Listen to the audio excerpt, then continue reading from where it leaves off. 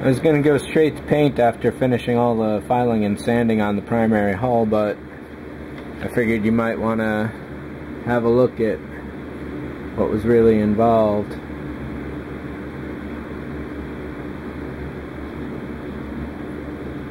Wasn't too serious in this area, but that whole side was definitely rough. Over here on the central seam, I'm pretty sure I've gotten rid of that. Paint always reveals that kind of stuff, so it may still be there. I didn't back it up at all, I just kind of started trying to fill it up.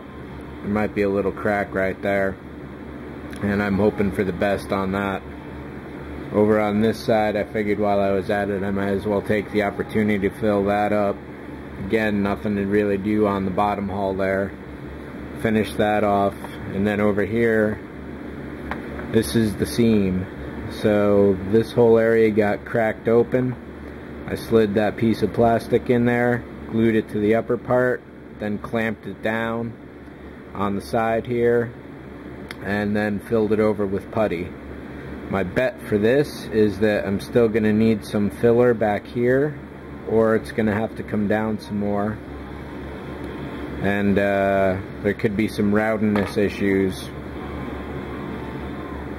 Yeah, it looks a little flat in this area, but all things considered on this, it might just stay. So I'm going to prime up the top right now, and then I'll do as much of this side and we'll see how it comes out. I'm betting there's another round of work to do on the top, but it's going to be really so much more worth it now. So hold on a second.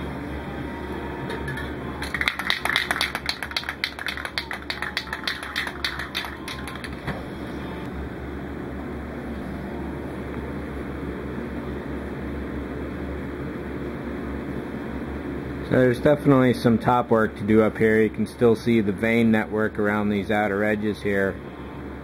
On top, it almost looks like cracked leather.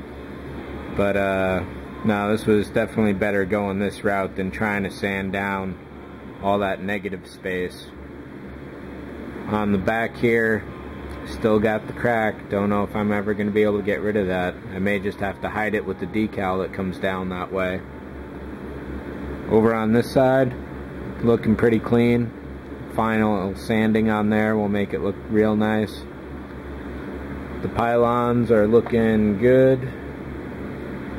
And over here on this side, it definitely shows up in here, around the bottom, up to the side. I'll definitely have to patch down in here. And right there, and a little in there just to round it out. So I may do some of that tonight. May as well. This should be dry in like half an hour or so.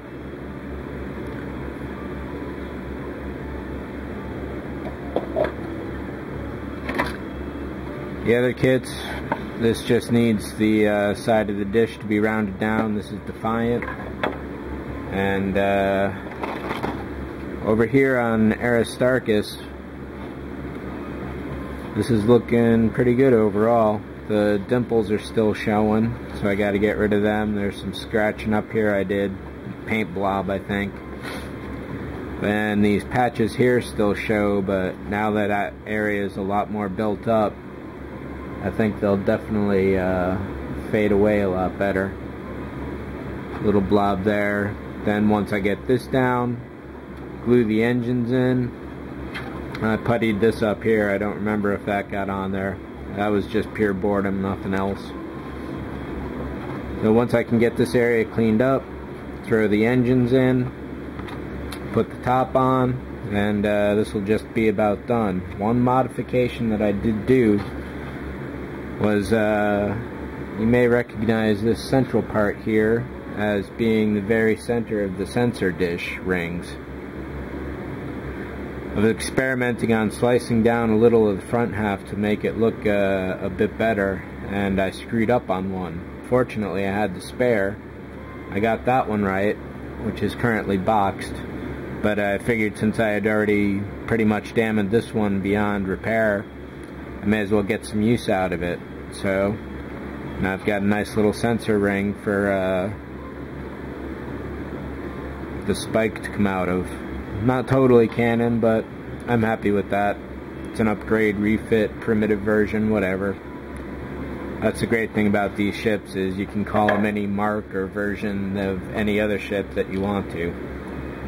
So that's it for these guys, and hopefully by this weekend again, I'll be where I thought I was going to be last weekend.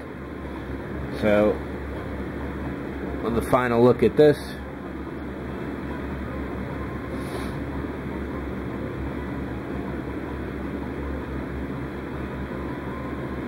That looks like a good angle.